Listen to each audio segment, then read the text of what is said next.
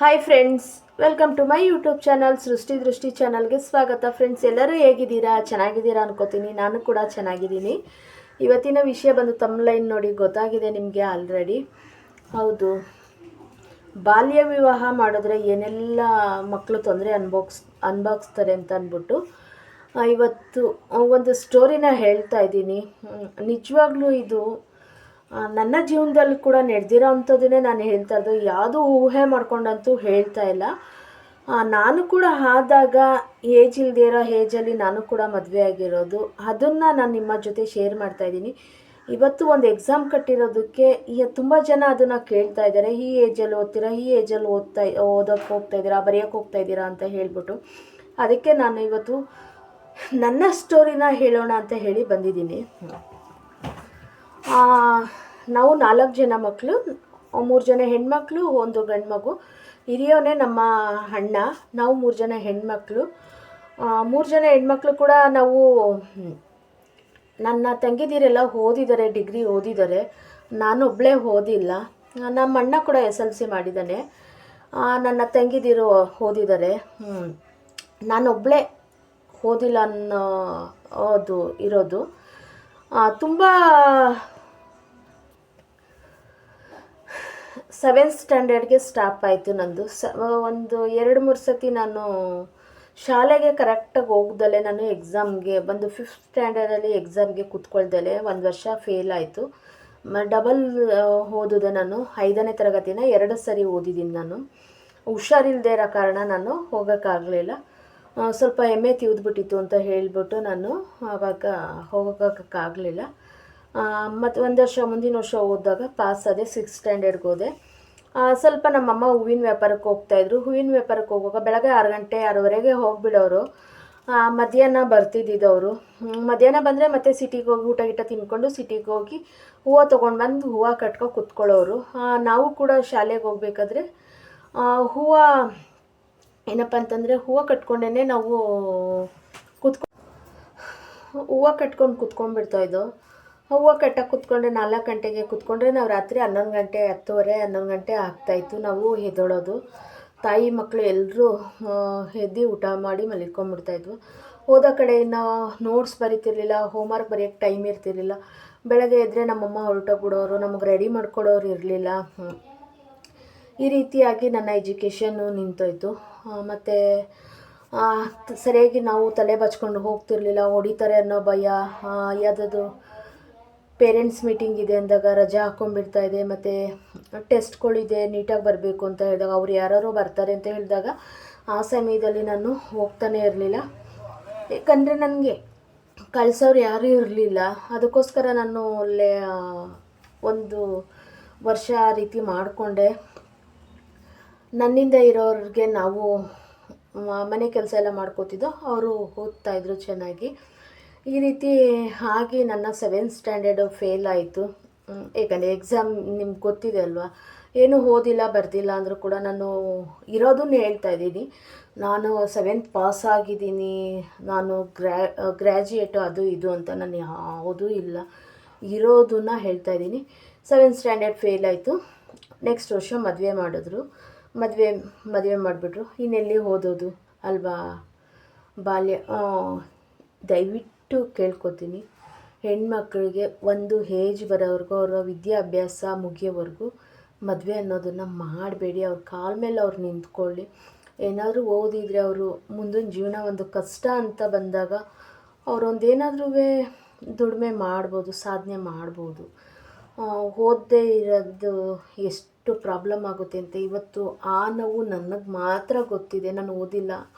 ನಾನು ತುಂಬ ಕಡೆ ಹೋದಾಗ ನಾನು ಎಷ್ಟೋ ಗಾರ್ಮೆಂಟ್ಸ್ಗಳಲ್ಲೂ ಕೂಡ ನನ್ನ ಪ್ಯಾಕಿಂಗ್ ಕೆಲಸಕ್ಕೆ, ಯಾಕಂದರೆ ಟೈಲರ್ ಕೆಲಸ ಸ್ವಲ್ಪ ನನಗೆ ಕಷ್ಟ ಅಂತ ಹೇಳ್ಬಿಟ್ಟು ನಾನು ಪ್ಯಾಕಿಂಗ್ ಕೆಲಸಕ್ಕೆ ಹೇಳಿದಾಗ SLC ಪಾಸಾಗಿದೆಯಾ, SLC ಮಾರ್ಕ್ಸ್ ಕಾರ್ಡ್ ಇದೆಯಾ, ಬರೀ ಇದನ್ನೇ ಕೇಳ್ತಾರೆ. ನನಗೆ ತುಂಬ ಬೇಜಾರಾಗ್ತಿತ್ತು.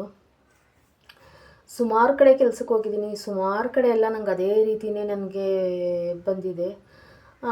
ಈ ರೀತಿ ಕೇಳೋದಕ್ಕೂ ಅರ್ಧ ಬಿಟ್ಬಿಟ್ಟು ನಾನು ಹೂವಿನ ವ್ಯಾಪಾರಕ್ಕೆ ಅಂತ ನಿಂತ್ಕೊಂಡೆ. ನಾನು ಹೂವಿನ ವ್ಯಾಪಾರಕ್ಕಂತ ಅಂದ್ಕೊಂಡ್ಮೇಲೆ ನನ್ನ ಮಕ್ಕಳು ಓದೋದನ್ನ ನೋಡಿ ನಾನು ಕೂಡ ಒಂದು ಓದಬೇಕಿತ್ತು ಅನ್ನೋದು ಒಂದು ತಲೆಯಲ್ಲಿ ಯಾವಾಗಲೂ ಹೇಳ್ತಾನೆ ಇದೆ.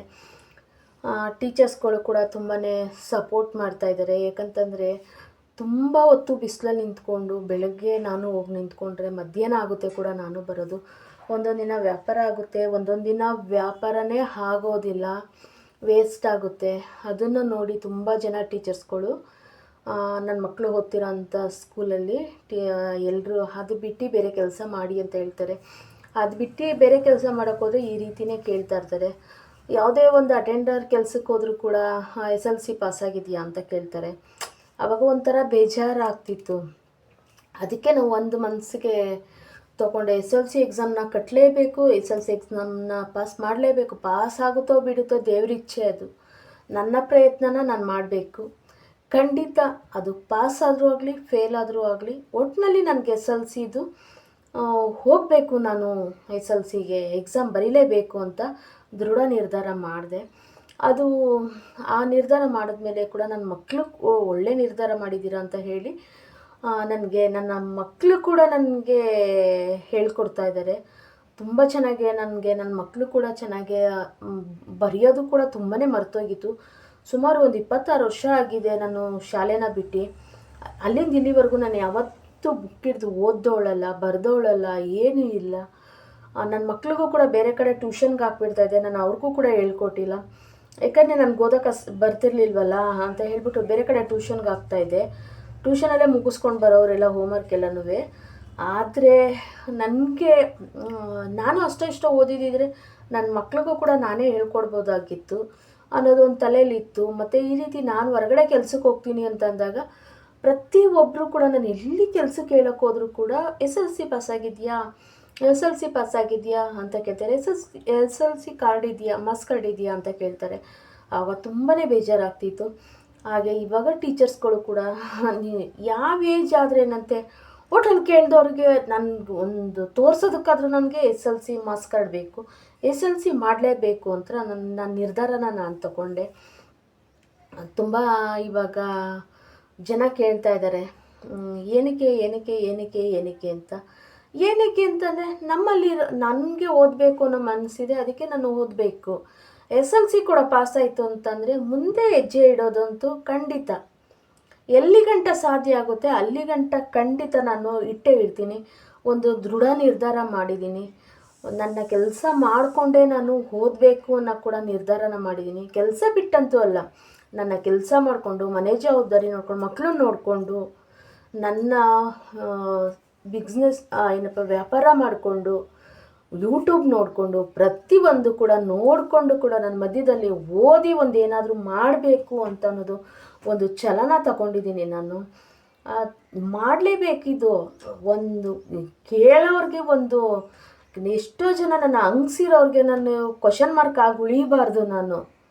ನಾನೇನು ಅಂತ ತೋರಿಸ್ಬೇಕು. ಅದಕ್ಕೋಸ್ಕರನಾದರೂ ನಾನು SLCನ ಪಾಸ್ ಮಾಡಲೇಬೇಕು ಅಂತ ನಾನು ನಿರ್ಧಾರ ಮಾಡ್ಕೊಂಡಿದ್ದೀನಿ.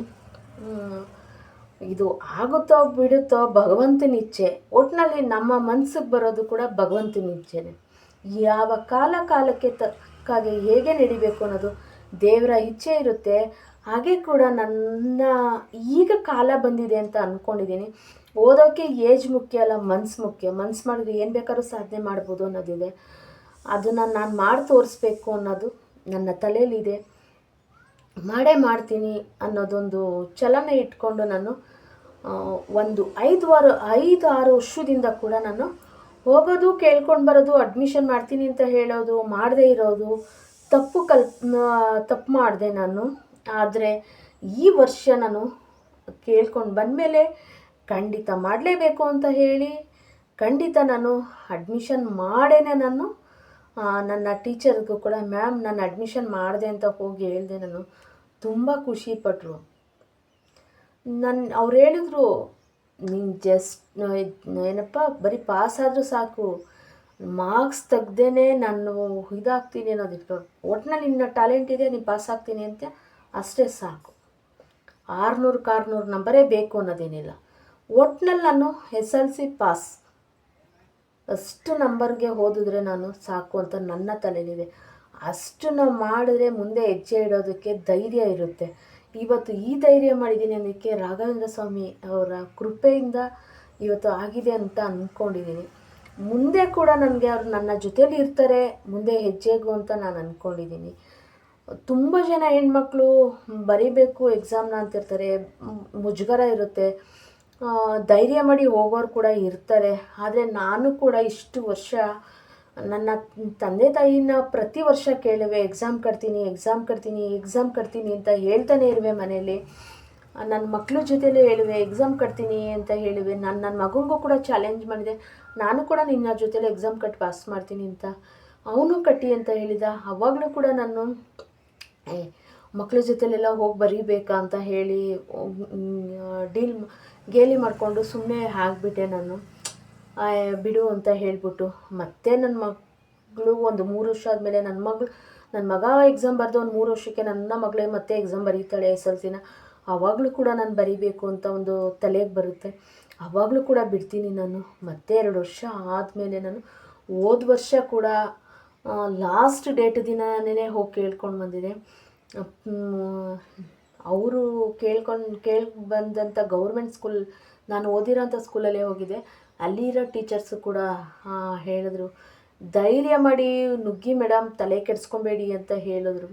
ಆದರೂ ಕೂಡ ಹ್ಞೂ ಮೇಡಮ್ ಮಾಡ್ತೀನಿ ಅಂದ್ಕೊಂಡು ಬಂದೆ. ಅದನ್ನು ಮಾಡೋಕ್ಕೆ ಆಗಿರಲಿಲ್ಲ. ಅದು ಈ ವರ್ಷ ನಾನು ಮಾಡಲೇಬೇಕು ಅಂದ್ಕೊಂಡಿದ್ದೇನೆ, ಪ್ರಯತ್ನ ಮಾಡಿದ್ದೀನಿ. ಪ್ರತಿಫಲ ರಾಘವೇಂದ್ರ ಸ್ವಾಮಿ ಕಡೆಯಿಂದ ನನಗೆ ಧೈರ್ಯ ಕೊಡ್ತಾರೆ ಅಂತ ಅಂದ್ಕೊಂಡಿದ್ದೀನಿ. ರಾಘಪ್ಪ ನನ್ನ ಜೊತೇಲಿ ಇರ್ತಾರೆ ಅಂತ ಅಂದ್ಕೊಂಡಿದ್ದೀನಿ. ಒಂದು ಧೈರ್ಯ ಮಾಡಿ ಮುನ್ನುಗ್ಗಿದ್ದೀನಿ ನಾನು. ನನ್ನ ಅವತ್ತಿನ ಹಿಂದೆ ಎಜುಕೇಷನ್ ನಾನು ಓದುವಾಗ ಮದುವೆ ಆಗಿಲ್ಲ ಅಂದರೆ ಅವತ್ತೊಂದು ದಿವಸದಲ್ಲೇ ಈ ಎಜುಕೇಷನ್ ಮಾಡ್ಕೋತಿದ್ನೋ ಏನೋ ಗೊತ್ತಿಲ್ಲ. ಆದರೆ ಬೇಗ ಮದುವೆ ಆಗಿದ್ದಕ್ಕೆ ಇವತ್ತು ಈ ಕಾರಣಗಳನ್ನ ತೊಗೊಂಡಿದ್ದೀನಿ. ದಯವಿಟ್ಟು ಹೇಳ್ತೀನಿ, ಮಕ್ಕಳು ಎಜುಕೇಷನ್ ಮುಗಿಯೋವರೆಗೂ ಮದುವೆ ಅಂತೂ ಮಾಡಬೇಡಿ. ಯಾಕಂದರೆ ಅದೆಷ್ಟು ಕಷ್ಟ ಅನುಭವಿಸಿದ್ದೀನಿ ಅಂತಂದರೆ ನಿಜವಾಗ್ಲೂ ಅದು ನನಗೆ ಮಾತ್ರ ಗೊತ್ತಿರುತ್ತೆ. ಪ್ರತಿಯೊಬ್ಬರ ಕೈಯಲ್ಲೂ ಒಂದು ಮಾತು ಕೇಳುವಾಗಲೂ ಕೂಡ ತುಂಬ ನೋವು ಬರುತ್ತೆ. ಅದು ಮಾತುಗಳಿಂದ ಅದು ಕೇಳಿದಂಥವ್ರಿಗೆ ಮಾತ್ರ ಗೊತ್ತಿರುತ್ತೆ ಅಂತ ಅಂದ್ಕೋತೀನಿ ನಾನು. ದಯವಿಟ್ಟು ಹೇಳ್ತೀನಿ, ಪ್ರತಿಯೊಬ್ಬರಿಗೂ ಹೇಳ್ತೀನಿ, ಓದಿಸಿ ಮಕ್ಕಳನ್ನ. ಅವರ ಕೈಲಾದಷ್ಟು, ನಿಮ್ಮ ಕೈಲಾದಷ್ಟು, ಅವರ ಕೈಲಾದಷ್ಟು ಓದ್ತೀನಿ ಅನ್ನೋಷ್ಟು ಓದಿಸಿ ಅವರ ಕಾಲ ಮೇಲೆ ಅವ್ರು ನಿಲ್ಲೋ ಹಾಗೆ ಮಾಡಿ ಆಮೇಲೆ ಮದುವೆ ಅನ್ನೋದನ್ನು ಮಾಡಿ ಅಂತ ಕೇಳ್ಕೊತೀನಿ ನಾನು. Thank you friends. ಇಷ್ಟೊತ್ತು ನನ್ನ ವಿಡಿಯೋ ನೋಡಿದ ಎಲ್ರಿಗೂ ಹೃದಯಪೂರ್ವಕ ಧನ್ಯವಾದಗಳು.